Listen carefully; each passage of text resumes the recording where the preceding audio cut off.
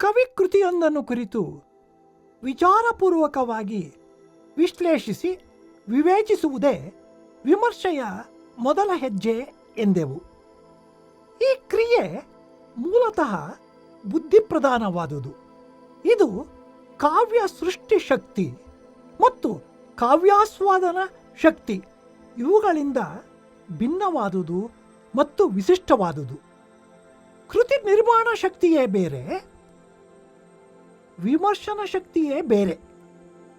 ವಿಮರ್ಶನ ಶಕ್ತಿಯೇ ಬೇರೆ ಎಂದೆನಿಸಿಕೊಂಡರೂ ಅದು ಕಾವ್ಯ ನಿರ್ಮಾಣ ಶಕ್ತಿಯ ಮತ್ತು ಆಸ್ವಾದನ ಶಕ್ತಿಯ ಜೊತೆಗೇ ಕೂಡ ಇರಬಹುದು.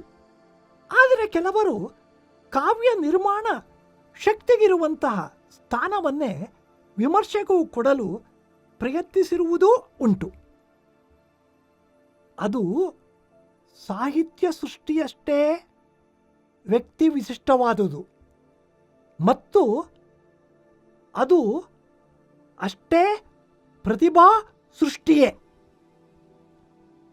ಏಕೆಂದರೆ ಕೃತಿ ನಿರ್ಮಾಣ ಶಕ್ತಿಯು ಕೃತಿ ವಿಮರ್ಶನ ಶಕ್ತಿಯು ಮೂಲತಃ ಬೇರೆ ಬೇರೆ ಅಲ್ಲ. ಅವು ಒಂದೇ ಅಖಂಡ ಕ್ರಿಯೆಯ ಎರಡು ಭಾಗಗಳು ಎಂದು ಕೆಲವರು ಹೇಳುತ್ತಾರೆ. ಈ ಹೇಳಿಕೆಯಲ್ಲಿ ಒಂದೆರಡು ಗಮನಾರ್ಹವಾದ ಮಾತುಗಳಿವೆ. ವಿಮರ್ಶಕನಾದವನು ಪ್ರತಿಭಾವಂತನ ಸೃಷ್ಟಿಯಾದ ಸಾಹಿತ್ಯ ಕೃತಿಯ ಪರಿಶೀಲನೆಗೆ ವಿವೇಚನೆಗೆ ಹೊರಡುವ ಕಾರಣ ಅವನಲ್ಲಿಯೂ ಪ್ರತಿಭೆ ಇರಬೇಕು.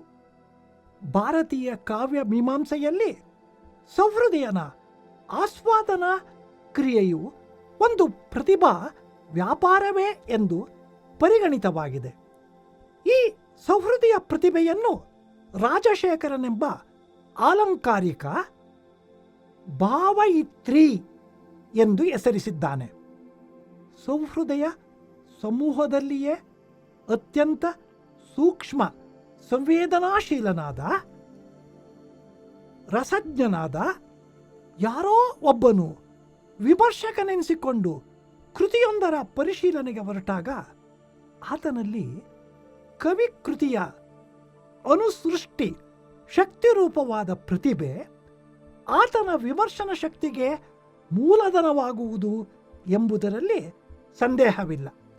ಆದರೆ ಆತ ಕವಿ ಕೃತಿಯ ರಸಾನುಭವವನ್ನು ಸಹೃದಯರಿಗಾಗಿ ವಿಶ್ಲೇಷಿಸಿ ಅನುವಾದಿಸಬೇಕಾದರೆ ಅದೊಂದು ವಿಚಾರಪೂರ್ವಕವಾದ ವಿಚಾರ ಪ್ರಧಾನವಾದ ವ್ಯಾಪಾರವಾಗಬೇಕಾಗುತ್ತದೆ. ವಿಚಾರ, ವಿಶ್ಲೇಷಣೆ, ವಿವೇಚನೆ ಇವುಗಳು ಬುದ್ಧಿಪೂರ್ವಕವಾದ ಆವೇಶದ ಕ್ರಿಯೆಗಳಲ್ಲ, ಬುದ್ಧಿಪೂರ್ವಕವಾದ ವಿವೇಚನೆಯ ಕ್ರಿಯೆಗಳು. ಅವನು ಹೊರಟಿರುವುದು ಕೃತಿ ವಿಚಾರ ನಿರೂಪಣೆಗೆ ಹೊರತು ಕೃತಿ ನಿರ್ಮಾಣಕ್ಕಲ್ಲ. ತನ್ನ ವಿಮರ್ಶೆಯಿಂದ ಕವಿಯ ರಸಾನುಭವದ ವಿವರಣೆ ಆಗಬೇಕೆಂಬುದು ಆತನ ಗುರಿ. ತನ್ನ ವಿಮರ್ಶೆಯಿಂದ ರಸಾನುಭವ ಉಂಟು ಮಾಡಬೇಕೆಂಬುದಲ್ಲ. ರಸಾನುಭವ ಪೂರ್ವಕವಾದ ಸೃಷ್ಟಿ ಆತನ ಗುರಿಯಾದರೆ ಆತ ಕಾವ್ಯವನ್ನು ಬರೆಯಬಹುದೇ ಹೊರತು ವಿಮರ್ಶೆಯನ್ನಲ್ಲ. ವಿಮರ್ಶೆ ಎನ್ನುವುದು ಉದ್ದಕ್ಕೂ ಪ್ರಜ್ಞಾಪೂರ್ವಕವಾಗಿ ನಡೆಯುವ ಕ್ರಿಯೆ. ಮಾನವ ಮತಿಯ ಅದರ ಸಮಸ್ತ ಗುಣದೋಷಗಳನ್ನು ಒಳಗೊಂಡ ಒಂದು ಬೌದ್ಧಿಕ ಕ್ರಿಯೆ.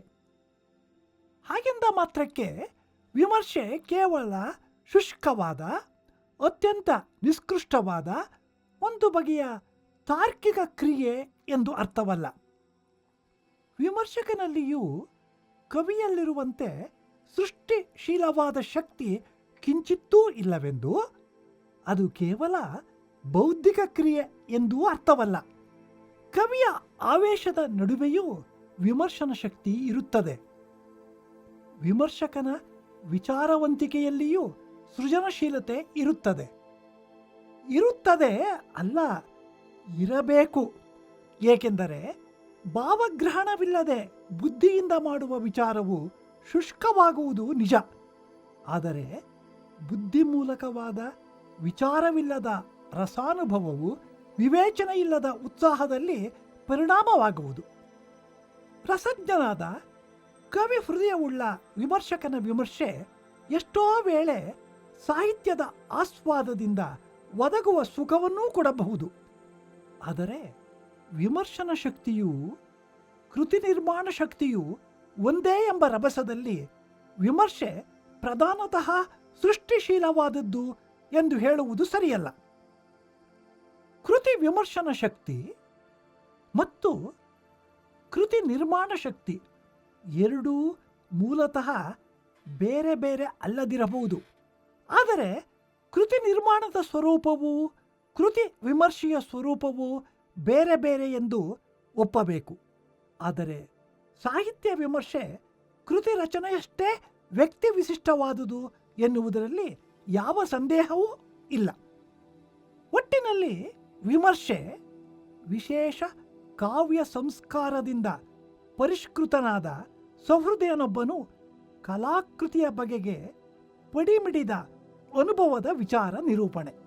ಸಾಹಿತ್ಯದ ಸೊಗಸನ್ನು ಸಹೃದಯರಿಗಾಗಿ ವ್ಯಾಖ್ಯಾನಿಸುವ ಒಂದು ನಿಷ್ಪಕ್ಷಪಾತವಾದ ಪ್ರಯತ್ನ, ಕೃತಿಯ ಗುಣದೋಷಗಳನ್ನು ಬೆರಳಿಟ್ಟು ನಿರ್ದೇಶಿಸುವ ಒಂದು ಕ್ರಮಬದ್ಧವಾದ ವಿವೇಚನೆ, ಯಾವ ಯಾವ ಕಾರಣಗಳಿಂದ ಒಂದು ಕೃತಿ ಉತ್ತಮವಾಗಿದೆ ಅಥವಾ ಉತ್ತಮವಾಗಿಲ್ಲ ಎನ್ನುವ ತೀರ್ಮಾನದ ನಿರ್ದೇಶನ ಅಥವಾ ಮೌಲ್ಯ ನಿರ್ಣಯ.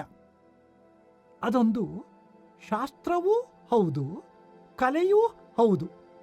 ಆದರೆ ವಿಮರ್ಶೆ ಆದಷ್ಟು ಪ್ರಾಮಾಣಿಕವಾದ ನಿಷ್ಪಕ್ಷಪಾತವಾದ ಒಂದು ಪ್ರಯತ್ನವೇ ಹೊರತು ಕಲಾಕೃತಿಗಳನ್ನು ಕುರಿತ ಕಟ್ಟಕಡೆಯ ತೀರ್ಪು ಎಂದು ಯಾರೂ ಒಪ್ಪಬೇಕಾಗಿಲ್ಲ. ಏಕೆಂದರೆ ಸ್ವಯಂ ಸಂಪೂರ್ಣವಾದ ಸ್ವಾವಲಂಬಿಯಾದ ಶುದ್ಧ ವಿಮರ್ಶೆ ಎನ್ನುವುದು ಅಸಂಭವನೀಯವಾದದ್ದು. ವಿಮರ್ಶೆ ಪಾಶ್ಚಾತ್ಯರಲ್ಲಿ ಒಂದು ವಿಶಿಷ್ಟ ಸಾಹಿತ್ಯ ಪ್ರಕಾರವೇ ಆಗಿದೆ. ಕವಿಕೃತಿಗಳನ್ನು ಕುರಿತು ಬಂದಿರುವ ವಿಪುಲವಾದ ವಿಮರ್ಶಾಗ್ರಂಥಗಳನ್ನು ನೋಡಿದರೆ ಆಶ್ಚರ್ಯವಾಗುತ್ತದೆ. ಅಲ್ಲಿ ಪ್ರತಿಭೆಯ ವಿಲಾಸವಿದೆ, ಶಾಸ್ತ್ರದ ಖಚಿತತೆ ಇದೆ, ವಿಚಾರದ ಹೊಳಪಿದೆ. ಎಲ್ಲಕ್ಕೂ ಮಿಗಿಲಾಗಿ ಕವಿಕೃತಿಯ ರಸಾನುಭವದ ನಿರೂಪಣೆ ಇದೆ. ಇದನ್ನು ನೋಡಿದರೆ ಅನಿಸುತ್ತದೆ, ಕವಿಕೃತಿ ರಚಿತವಾಗುವುದು ಒಂದೇ ಸಲ. ಕವಿ ತನ್ನ ಅಂತರಂಗದ ಅನುಭವಕ್ಕೆ ಕೃತಿರೂಪ ಧಾರಣೆ ಮಾಡಿಸುವುದು ಒಂದೇ ಸಲ. ಆದರೆ ಅದನ್ನು ಕುರಿತು ಅದು ಉತ್ತಮ ಕೃತಿಯಾಗಿದ್ದ ಪಕ್ಷದಲ್ಲಿ ಬೆಳೆಯುತ್ತಾ ಹೋಗುವ ವಿಮರ್ಶೆಯ ವಿಲಾಸಕ್ಕೆ ಕೊನೆಯಲ್ಲಿ ಶೇಕ್ಸ್ಪಿಯರನ ಒಂದೊಂದು ಒಳ್ಳೆಯ ನಾಟಕದ ಮೇಲೂ ಬರುತ್ತಿರುವ ವಿಮರ್ಶಾಗ್ರಂಥಗಳನ್ನು ನೋಡಿದರೆ ಬೆರಗು ಕವಿಯುತ್ತದೆ. ವಿಮರ್ಶಕರ ತಕ್ಕಡಿಯಲ್ಲಿ ಕವಿ ಕಾವ್ಯಗಳ ಬೆಲೆ ಕಾಲದಿಂದ ಕಾಲಕ್ಕೆ ಏರಿಳಿಕೆಯಲ್ಲಿ ತೂಗುವುದನ್ನು ವಿಮರ್ಶೆಯ ಇತಿಹಾಸವೇ ಹೇಳುತ್ತದೆ. ವಿಮರ್ಶೆಯಿಂದ ಕವಿಗೆ, ಕಾವ್ಯಕ್ಕೆ, ಸಹೃದಯ ಸಮಾಜಕ್ಕೆ ಆಗುವ ಪ್ರಯೋಜನ ಅಷ್ಟಿಷ್ಟಲ್ಲ. ಕವಿಯ ದೃಷ್ಟಿಯಿಂದ ನೋಡುವುದಾದರೆ ವಿಮರ್ಶೆ ಎಷ್ಟೋ ವೇಳೆ ಅವನಿಗೆ ಮಾರ್ಗದರ್ಶನ ಮಾಡಬಹುದು. ವಿಮರ್ಶೆಯಿಂದ ಕವಿಯ ಕಡೆಗೆ, ಕೃತಿಯ ಕಡೆಗೆ ಸಹೃದಯರ ಗಮನ ಹರಿದು ಕವಿಯ ಕೀರ್ತಿ ಹೆಚ್ಚಲು ಕಾರಣವಾಗಬಹುದು. ಸಮರ್ಥನಾದ ವಿಮರ್ಶಕನ ವಿಮರ್ಶೆಯಿಂದ ಕವಿಗೆ ತನ್ನ ಕಾವ್ಯದ ಬೆಲೆ ಅರ್ಥವಾಗಬಹುದು. ಅಥವಾ ಕವಿ ತನ್ನ ಕೃತಿಯ ವಿಚಾರದಲ್ಲಿ ಇರಿಸಿಕೊಂಡ ಅನಾವಶ್ಯಕವಾದ, ನಿರಾಧಾರವಾದ ಅತಿ ಪ್ರಶಂಸೆಯ ಭಾವನೆಯ ನೆರೆ ಬತ್ತಬಹುದು. ವಿಮರ್ಶಕನ ಸಹಾಯದಿಂದ ಕವಿ ತನ್ನ ಮುಂದಿನ ಕೃತಿಗಳಲ್ಲಿ ತಾನು ಹಿಂದಿನ ಕೃತಿಗಳಲ್ಲಿ ಎಸಗಿದ ದೋಷಗಳನ್ನು ನಿವಾರಿಸಿಕೊಳ್ಳಲು ಪ್ರಯತ್ನ ಪಡಬಹುದು. ಆದರೆ ವಿಮರ್ಶಕರ ವಿಮರ್ಶೆಯಿಂದ ಮಾರ್ಗದರ್ಶನ ಪಡೆಯಬೇಕಾದರೆ ಕವಿಯಲ್ಲಿ ವಿನಯ, ಔದಾರ್ಯ, ವಿವೇಕ ಬೇಕು. ಈ ಔದಾರ್ಯ, ವಿವೇಕ ಬಹುಜನ ಕವಿಗಳಲ್ಲಿ ಕಡಿಮೆ. ಹೀಗಾಗಿ ವಿಮರ್ಶಕರು ಕವಿಯ ಪ್ರತಿಪಕ್ಷ ಎನ್ನುವ ಭಾವನೆ ಹೇಗೋ ಬೆಳೆದು ಬಂದಿದೆ. ಈ ಭಾವನೆ ಬಲಿಯುವುದಕ್ಕೆ ಕವಿಗಳು ಕಾರಣರಾದಂತೆ ವಿಮರ್ಶಕರೂ ಕಾರಣರಾಗಿದ್ದಾರೆ. ಪರಸ್ಪರ ಪ್ರತಿಷ್ಠೆಯ ಪ್ರಶ್ನೆ ಬಂದಾಗ ಆಗುವುದು ಹೀಗೆ. ವಿನಯ, ಔದಾರ್ಯ, ವಿವೇಕಗಳ ದಾರಿ ಬೇರೆ. ಓದುಗರ ದೃಷ್ಟಿಯಿಂದ ನೋಡಿದಾಗ ವಿಮರ್ಶೆ ಒಂದು ರೀತಿಯಲ್ಲಿ ತೋರು ದೀಪವಾಗಬಹುದು. ಸಹೃದಯರು ತಾವಾಗಿಯೇ ಓದಿದಾಗ ಕಾಣದಿದ್ದ ಹೊಸ ಅಂಶಗಳನ್ನು, ಹೊಸ ದೃಷ್ಟಿಯನ್ನು ಅವರು ವಿಮರ್ಶೆಯನ್ನು ಓದಿ ಪಡೆಯಬಹುದು. ವಿಮರ್ಶೆಯಿಂದ ಓದುಗರ ರುಚಿ ಶುದ್ಧಿಯೂ ಹಾಗೂ ಉತ್ತಮ ಅಭಿರುಚಿಗಳ ನಿರ್ದೇಶನವೂ ಆಗುತ್ತದೆ. ಸಹೃದಯರಿಂದ ಒಂದು ಕಡೆ ಅತಿ ಪ್ರಶಂಸೆಗೆ, ಮತ್ತೊಂದು ಕಡೆ ಅವಜ್ಞೆಗೆ ಗುರಿಯಾದ ಕವಿಗಳನ್ನೂ ಕೃತಿಗಳನ್ನೂ ವಿಮರ್ಶೆ ತನ್ನ ತಕ್ಕಡಿಯಲ್ಲಿ ತೂಗಿ ಸರಿಯಾದ ಬೆಲೆಯನ್ನು ನಿರ್ಣಯಿಸಿ ಸಹೃದಯ ಸಮಾಜದ ಕಣ್ಣನ್ನು ತೆರೆಯಿಸಬಹುದು. ವಿಮರ್ಶೆ ಒಂದು ರೀತಿಯಲ್ಲಿ ಸಾಹಸದ, ಆದರೆ ಅತ್ಯಂತ ಜವಾಬ್ದಾರಿಯುತವಾದ ಕೆಲಸ. ಇದರಿಂದ ವಿಮರ್ಶಕನಿಗೆ ಕೀರ್ತಿ ಬರಬಹುದು, ಇಲ್ಲವೇ ಅಪಕೀರ್ತಿ ಬರಬಹುದು. ಆತನ ಬುದ್ಧಿಗೆ ಇದೊಂದು ಒರೆಗಲ್ಲು.